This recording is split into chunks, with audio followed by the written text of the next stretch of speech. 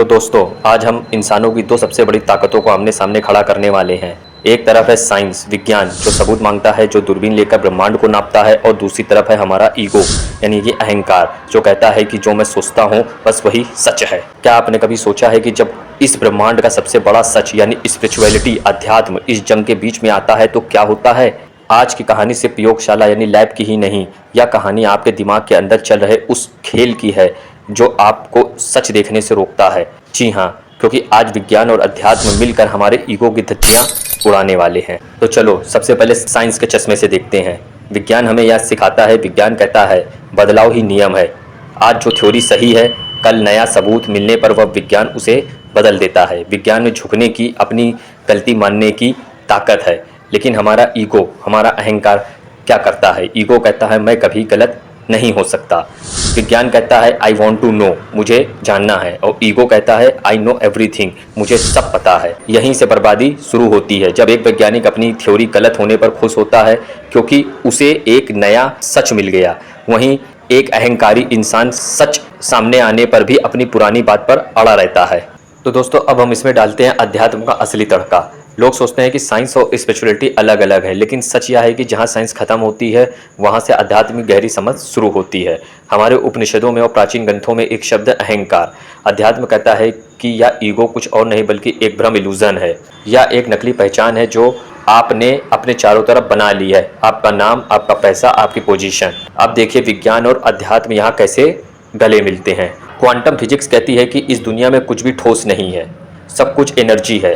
आप, मैं या कुर्सी या स्क्रीन, सब एक ही एनर्जी के अलग अलग रूप हैं। स्पिरिचुअलिटी हजारों साल पहले कह चुकी है अहम ब्रह्मास्मि या तत्त्वम असि, यानी तुम ही वो ब्रह्मांड हो, हम सब एक हैं। तो अगर हम सब एक ही एनर्जी है तो फिर यह ईगो कैसा, मैं तुझसे बेहतर हूँ, यह सोच ही साइंटिफिकली और स्पिरिचुअली पूरी तरह गलत है। अब आइए हम बात कर लेते हैं कैसे ईगो हमारी ग्रोथ को रोकता है। आइए इसे थोड़ा और प्रैक्टिकल बनाते हैं। जब आपके अंदर ईगो आता है तो आपके दिमाग में न्यूरोलॉजिकल लेवल पर क्या होता है? विज्ञान कहता है कि अहंकार इंसान को कंफर्मेशन बायस का शिकार बना देता है। इसका मतलब है कि आपका दिमाग केवल उन्हीं बातों को सच मानेगा जो आपके अहंकार को संतुष्ट करती है।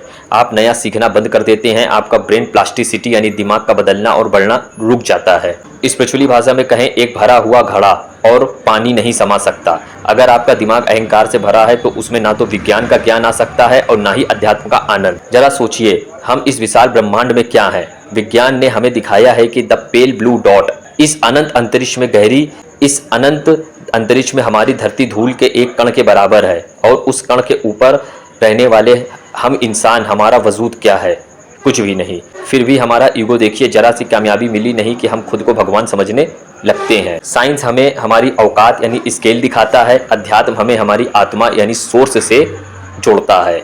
और इन दोनों के बीच फंसा हुआ ईगो सिर्फ चिल्लाता रह जाता है। जो इंसान विज्ञान को समझ गया वह विनम्र, हम्बल हो जाएगा, क्योंकि वह जानता है कि जानने को अभी पूरा ब्रह्मांड बाकी है। और जो इंसान अध्यात्म को समझ गया वह शांत हो जाएगा, क्योंकि वह जानता है कि जो बाहर है वही उसके अंदर है। तो दोस्तों, इस जंग का विनर कौन है? जीत हमेशा सत्य की होती है और सत्य तक पहुंचने के दो ही रास्ते हैं। प्रयोगशाला के बाहर देखना है तो साइंस चुनो, और अपने अंदर झांकना है तो स्पिरिचुअलिटी चुनो।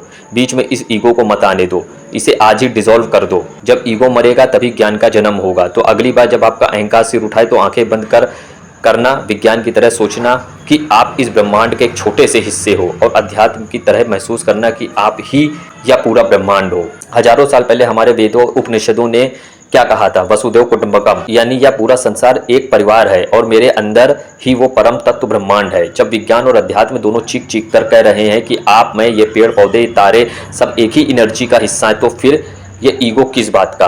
तो दोस्तों, वीडियो पसंद आई हो तो चैनल को सब्सक्राइब कर देना और वीडियो को लाइक करें और शेयर करें। धन्यवाद।